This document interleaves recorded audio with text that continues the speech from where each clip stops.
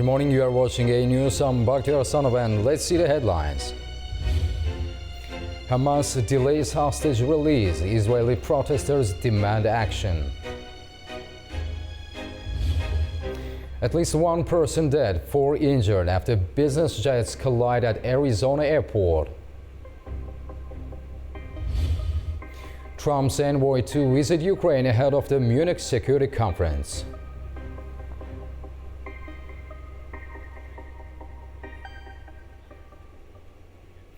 Hamas says it will delay the release of Israeli hostages planned for Saturday, citing Israeli violations of the ceasefire agreement. The decision has sparked protests in Tel Aviv as the families of hostages call for urgent government action. Hamas military wing announced it would halt the next phase of hostage releases, accusing Israel of obstructing aid deliveries, targeting Palestinians and delaying the return of displaced Gazans. This ceasefire, in place since January 19, has held despite some incidents. In response, Israeli protesters gathered in Hostages Square in Tel Aviv, demanding that the government prioritize negotiations for the return of captives. Families of the hostages urged officials to ensure the deal continues without further delays. I don't care what they say. They all need to come home now. Every single person that doesn't belong there needs to come home now. Every single one of them. No need to delay, nothing. Send them all home. This is where they all belong. Every last one of them belongs here, every single person. All of the hostages, all of them. Not the ones that are supposed to come tomorrow or the next day. All of them now. This is where they belong. This is their home. Israeli Defense Minister Israel Katz rejected Hamas claims, saying the delay itself violates the agreement. He has instructed the military to maintain the highest level of readiness in Gaza. Meanwhile, Prime Minister Benjamin Netanyahu addressed lawmakers in the Knesset, reaffirming Israel's commitment to securing the hostages' return. He warned that those responsible for harming captives would bear the consequences. Netanyahu also discussed Gaza's future, praising US President Donald Trump's proposal as a new revolutionary idea for post-war stability. While opposition lawmakers voiced criticism, the Prime Minister maintained that Israel's objectives remain unchanged, eliminating Hamas and ensuring security. Mediators from Qatar and Egypt warned that the ceasefire deal is at risk, with both sides trading accusations of violations. Talks on the second phase of the agreement remain stalled, raising uncertainty over the next steps. US President Donald Trump says that if all the hostages held in Gaza are not returned by Saturday at noon, he will propose canceling the Israel-Hamas ceasefire, and says in his own words, letting all hell will break out. Trump also says he might withhold aid to Jordan and Egypt if they don't take Palestinian refugees being relocated from Gaza. Well, I would say this, and I'm going to let that because that's Israel's decision, but as far as I'm concerned, if all of the hostages aren't returned by Saturday at 12 o'clock, I think it's an appropriate time. I would say cancel it and all bets are off and let hell break out. I'd say they ought to be returned by 12 o'clock on Saturday, and if they're not returned, all of them, not in drips and drabs, not 2 and 1 and 3 and 4 and 2. Saturday at 12 o'clock, and after that, I would say all hell is going to break out. And I don't think they're going to do it. I think a lot of them are dead. I think a lot of the hostages are dead. I think it's a great human tragedy what's happened, how people can be that mean to do. At least one person has died and 4 people are injured after 2 aircrafts collided at an airport in Arizona. It happened Monday afternoon at Scottsdale Airport. The runway at Scottsdale Airport in Arizona remains closed after a mid-sized plane and a parked aircraft collided Monday afternoon. Authorities say at least one person was killed and 4 people were injured. Today at approximately 14:39, we had a mid-size business jet upon arrival collide with another mid-size business jet that was parked on private property. Our runway is currently closed and will remain closed for the foreseeable future. We'll have more information on that as it is available. Several people were trapped inside one of the aircraft, according to officials.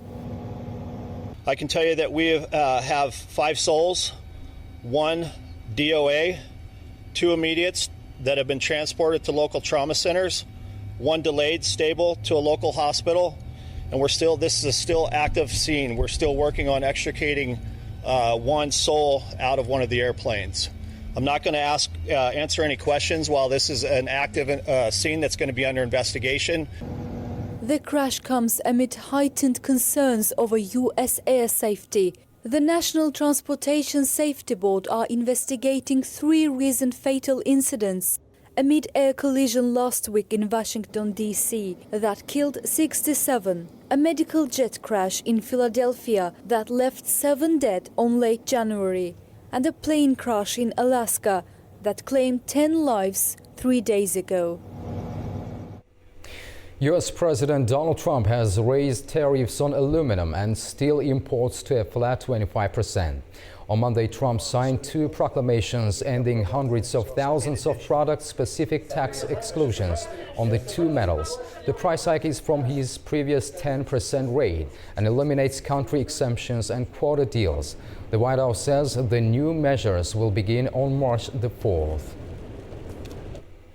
However, U.S. President Donald Trump has indicated he may exempt Australia from the steel and aluminum tariffs. That's according to Australian Prime Minister Anthony Albanese, who described their recent phone conversation as constructive. Albanese's discussions with Trump follows comments from Australia's Trade Minister highlighting that Australian steel and aluminum exports support good-paying American jobs and are vital for mutual defense interests. Albanese expressed confidence that an agreement could be reached with Trump.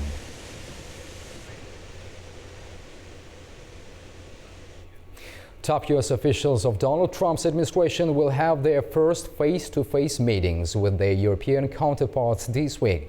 At gatherings in Paris, Brussels and Munich, they will talk trade and defense. Our Ubi Shibander brings more on that from Washington. Senior members of President Trump's cabinet are heading to Europe this week, where they will hold their first face-to-face meetings with European Union leadership. Vice President J.D. Vance, Secretary of State Marco Rubio, and Secretary of Defense Pete Hegseth are heading across the pond, where tech regulation, trade deals, military spending, and the Ukraine war will top the agenda. European leaders are reportedly keen to reassure their American counterparts that they are on the same page when it comes to hot-button issues such as trade and defense. The high-level meetings will take place at an artificial intelligence summit in Paris, NATO leadership meetings in Brussels, and at the annual Munich Security Conference in Germany. The trajectory of the Ukraine war and Washington's desire for NATO member states to take on a greater degree of burden sharing when it comes to military spending on the European continent will be key priorities for the Americans. President Trump has previously said that he has started talks with the Russians about reaching a resolution to the Ukraine conflict. And Trump has been highly critical of European leaders for what he views to be their lack of resolve when it comes to military spending. Recently, President Trump has lambasted European leaders for pursuing trade policies that he says are deeply unfair to the United States. President Trump said on Sunday that he plans on imposing tariffs on steel and aluminum imports and reciprocal tariffs for all U.S. imports, a move that could impact European metal producers and car manufacturers. $132 billion. That is the amount of the trade deficit between the U.S. and the EU currently. The White House wants to see the EU to act on promises to bridge that trade gap and to lessen taxes on American tech companies operating in Europe. Otherwise, President Trump says he is ready to impose hefty financial pain on European exports. I'm Ubesh Bander reporting for A News in Washington, D.C. U.S. Special Envoy for Ukraine and Russia, General Keith Kellogg, is set to visit Kiev this week ahead of the Munich Security Conference. President Donald Trump confirmed the visit, saying that U.S. officials are working on multiple issues related to Ukraine. He also says he expects to speak with Ukrainian President Volodymyr Zelensky in the coming days. Zelensky says members of Trump's team will arrive in Kiev before the conference and says he will meet U.S. Vice President J.D. Vance in Munich. The discussions are expected to focus on the ongoing security cooperation and Ukraine's efforts to secure long-term U.S. support. A bus accident in Guatemala City has claimed the lives of at least 51 people after the vehicle veered off Highway Bridge and plunged into a ravine.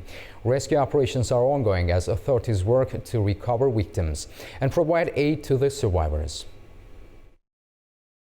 The accident occurred early Monday morning when a densely packed passenger bus traveling from San Agustin a Questland lost control and fell approximately 20 meters from Puente Belic, a major highway bridge connecting the region to Guatemala City. Authorities confirmed that the bodies of 36 men and 15 women have been recovered, while several passengers remain trapped in the wreckage. Emergency crews using specialized equipment are working to extract both victims and survivors from the scene. Unfortunately, many passengers died instantly due to the severe trauma sustained as the bus fell and rolled. Their bodies were extracted and taken to a provisional morgue for identification. Grief-stricken families have gathered, searching for loved ones among them. Jonathan Arriga, who lost multiple relatives in the accident, described the event as heartbreaking for the entire community. Many people travel at that hour. I imagine that there were people from there who also got on that bus, and hopefully they did not face this regrettable situation. Guatemala is in mourning. It is an awful accident. They are hard-working people, so it is a very tough situation. In response, Guatemalan President Bernardo Arevalo has declared 3 days of national mourning and deployed both the army and disaster relief agencies to assist with rescue and recovery efforts. Officials are now investigating the cause of the crash as the nation reels from one of the deadliest bus accidents in recent years. Billionaire Elon Musk and a group of investors have submitted a $97.4 billion bid to acquire OpenAI, the artificial intelligence company behind ChatGPT. The offer was presented to OpenAI's board on Monday, according to the Wall Street Journal. An investor group led by Elon Musk has offered $97.4 billion to acquire OpenAI, with Musk's attorney Mark Toberoff submitting the bid on his behalf. Musk, who co-founded OpenAI in 2015, left in 2018 after failing to gain control of the company. Since then, he has been a vocal critic of OpenAI's shift from a non-profit to a for-profit structure, arguing that the company abandoned its original mission of open-source AI development. Under CEO Sam Altman, OpenAI has grown into a $100 billion company, backed by major investors like Microsoft and venture capital firms. Musk has previously sued OpenAI, accusing it of prioritizing profits over safety, though OpenAI countered with evidence suggesting Musk had once supported the need for large-scale funding. In a statement provided by his attorney, Musk said the acquisition would ensure OpenAI returns to being a safety-focused force for good. OpenAI has not formally responded to the offer, and Reuters reports that the company declined to comment on the bid. In Brussels, subcontractor workers at Audi gathered demanding labor reforms. They say they are being left out of severance benefits as the plant prepares to shut down. Around 100 workers gathered in Brussels calling for changes, demanding social protection for subcontractors and an expansion of laws protecting workers from layoffs. They argue that the current rules exclude them from Audi's severance package, even though they worked alongside Audi employees. Audi Brussels, which employs nearly 3,000 people, will stop production by the end of February. After negotiations, direct Audi employees secured a severance deal with bonuses based on years of service. But subcontractor workers from companies like Imperial Logistics and Renus Automotive say they will receive little to nothing. Under current law, Audi is not responsible for subcontractor employees during layoffs. Protesters are urging the government to change this, ensuring that main contractors also take responsibility for all workers affected by closures. With the factory shutdown approaching, workers say time is running out for fair treatment. The Aral Sea is showing signs of recovery with rising water levels, while the water loss in the Caspian Sea is raising regional concerns. Environmental experts warn of a possible ecological disaster. Our Fariza Kalimurzana has more on that. The Aral Sea, located on the border of Kazakhstan and Uzbekistan, continues to show signs of revival. According to Kazakhstan's Ministry of Water Resources and Irrigation, for the last 4 months, the northern Aral Sea received 1 billion cubic meters of water, which is 100 million cubic meters more than originally planned. In accordance with the agreement signed with the Central Asian countries, a total of 1.6 billion cubic meters of water will be supplied to the North Aral Sea by March 2025. Currently, the volume of water in the sea stands at 22.1 billion cubic meters, with expectations to reach 23.4 billion by the end of the year. As a result, the water salinity level has decreased and the populations of 22 fish species have been restored. Annual fishery volumes have reached 8,000 tons. Additionally, 4.4 million seedlings have been planted in the dried-up regions of the Greater Aral Sea as part of ongoing reclamation efforts. Kazakhstan now leads the International Fund for Saving the Aral Sea, with its leadership in the organization set to continue for the next 3 years. Meanwhile, environmentalists warn that after the loss of the Aral Sea, the world cannot afford to accept the same fate for the Caspian Sea. New data shows that its water levels are dropping rapidly. In Kazakhstan, the coastline has retreated by as much as 18 kilometers in certain areas, with the water level decreasing at an average rate of 70 centimeters per year. Satellite data reveals a concerning 7% decrease in the Kazakh sector of the Caspian Sea over the past 15 years. The Caspian Sea, the largest enclosed body of water in the world, is crucial for over 270 million people living in Kazakhstan, Russia, Turkmenistan, Iran, and Azerbaijan. Kazakhstan, already a water-deficient country with only 2.8% of its land covered by water, faces significant challenges. 2/3 of the country's territory is arid with limited access to water resources. Additionally, a large portion of Kazakhstan's water resources depends on neighboring countries.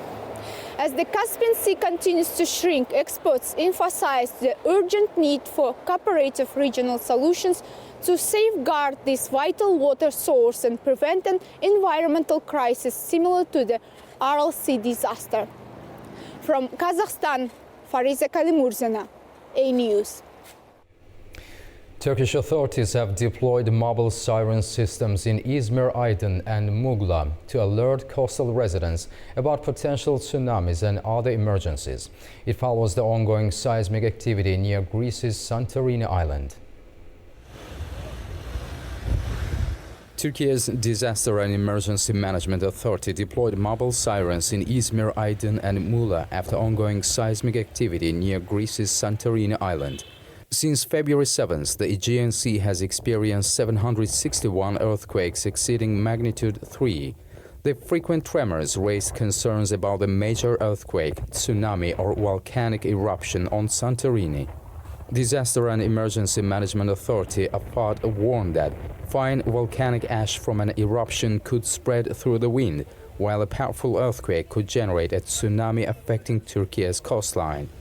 AFAD officials held a Santorini Island seismic activity and risk management meeting to analyze the potential threats.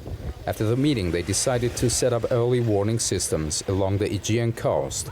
AFAD placed mobile sirens in Izmir's Seferhisar district at Mustafa Kemal Atatürk Square. Additional sirens started operating in Aydın's Didim and Muğla's Datça. Officials confirmed that the sirens will alert residents in case of a tsunami or another emergency requiring immediate action. In addition to the sirens, AFAD launched an SMS alert system to notify residents of potential dangers. The seismic activity forced changes to travel plans for tourists visiting Santorini. Authorities in both Turkey and Greece are closely monitoring the situation. Scientists are analyzing data to predict what may happen next, while emergency teams remain on standby to respond to any developments. A remarkable piece of history has re-emerged along the Bodrum coastline in Turkey. The receding sea has unveiled a 3,500-year-old stone-paved road leading to Rabbit Island. The ancient fortification road in Turkey's Bodrum has resurfaced as the sea receded. Recently captured by drone footage, the resurfaced road has sparked excitement among historians, archaeologists and tourists alike. As water levels dropped, the well-preserved remnants of the road became more visible, offering visitors a rare opportunity to walk in the footsteps of ancient traders, travelers and rulers. Historically, the King's Road was a vital connection for merchants and settlers moving between Mindos and other key locations in the region. The city of Mindos, founded in the 4th century BCE by Mausolus, the ruler of Caria, played a crucial role in maritime trade and military strategy. The newly revealed stretch of the road provides insight into ancient engineering and the once thriving coastal settlements of the Aegean. Beyond its historical significance, the site has become a major draw for tourism, with local authorities and experts emphasizing the need for preservation efforts. Archaeologists warn that increased foot traffic and exposure to natural elements could accelerate erosion, underscoring the importance of protective measures. For visitors to Bodrum, walking the King's Road is more than just a journey across ancient stones. It's a rare chance to step back in time and experience the echoes of a lost civilization. The Balloon Museum in Rome is hosting an exhibition of 20 interactive artworks by renowned international contemporary artists who explore the theme of air between wonder and fun. The exhibition will be open until the end of March. A mesmerizing new exhibition has arrived at Rome's Balloon Museum, where visitors are immersed in a world of art, movement and light. The exhibit showcases a series of interactive installations where vibrant balloons float through the air, giant spheres roll freely, and sculptures glow in unexpected ways. The museum's space has been completely transformed, allowing visitors of all ages to explore and engage with the artwork in an interactive and playful environment. The best thing, in my opinion, is that the exhibition appeals to both children and adults. It's something that everyone can enjoy. And more than just play, it's also culture. Even children who might initially see it as just a fun experience can begin to understand the beauty of art and culture. One highlight includes a house-shaped installation filled with floating balloons, while others dive into a sea of white or swing beneath illuminated sculptures. We try to find artistic and creative experiences where we can move around the space and interact with the exhibits. We really enjoyed it and had so much fun in the ball pit, sinking and being completely immersed in a sea of balls. The San Lorenzo installation was also amazing, with lights descending from above and a platform surrounded by swings so you can move around freely. There is also a railing inside where you can lie down, which is really nice. The exhibition, designed to inspire creativity and wonder, invites guests to interact, play and dream. We are done for now, but don't go far. Stay tuned for more and have a wonderful morning.